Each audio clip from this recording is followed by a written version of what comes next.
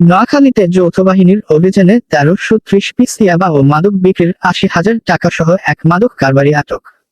জানা যায় যে ২১শে জানুয়ারি ২০২৬ সকাল ৭টা হইতে ৯টা ৩০ পর্যন্ত নোয়াখালী জেলার সুধারাম মডেল থানাধীন পূর্ব এওয়াজবালিয়া গ্রামস্থ সর্দার পাড়ার বাসিন্দা আসামি মিল্লাত হোসেন ৪৩ এবং মোহাম্মদ সাগর হোসেন ২৪ এর নিজ বসতঘরে অভিযান চালিয়ে ১৩৩০ পিস ইয়াবা ট্যাবলেট, ৩টি মোবাইল ফোন ও মাদক বিক্রির নগদ ৮০,০০০ টাকা উদ্ধার করা হয়। আসামিদের নাম ও ঠিকানা: ১. মিল্লাত হোসেন ৪৩, পিতা মৃত শফিউল্লাহ, স্থায়ী ঠিকানা ধর্মপুর, মিল্লাতের বাড়ি ওয়ার্ড নং ১, বাগান বাজার ইউনিয়ন, থানা ভোজপুর, জেলা চট্টগ্রাম।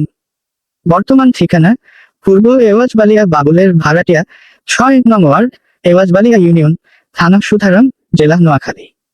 ২. মোহাম্মদ সাগর হোসেন ২৪, পলাতক, পিতা মোহাম্মদ বাবুল হোসেন, ঠিকানা: পূর্ব এওয়াজবালিয়া সর্দার বাড়ি, ৬ নং ওয়ার্ড, এওয়াজবালিয়া ইউনিয়ন, থানা সুধারাম, জেলা নোয়াখালী।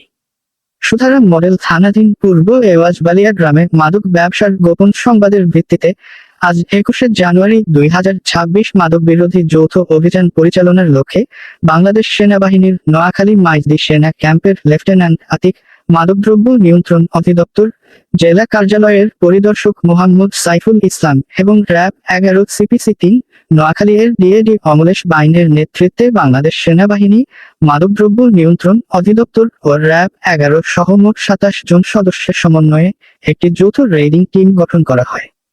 যৌথ রেইডিং টিম সুধারাম মডেল থানাধীন পূর্ব এওয়াজবালিয়া গ্রামস্থ সর্দার পাড়ার বাসিন্দা মাদক ব্যবসায়ী মিল্লাত হোসেন ৪৩ এর বসতঘরে অভিযান চালানো হয়। এ সময় আসামি মিল্লাত হোসেন ৪২ পালানোর চেষ্টা করলে তাকে আটক করে তার কাছ থেকে ১২০০ পিস ইয়াবা এবং ২টি মোবাইল সেট জব্দ করা হয়।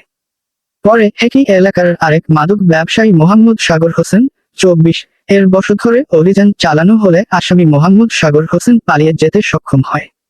এ সময় আসামির বসতঘর থেকে আরো ১৩০ পিস ইয়াবা ট্যাবলেট, মাদক বিক্রির নগদ ৮০,০০০ টাকা এবং আরো একটি মোবাইল সেট জব্দ করা হয়।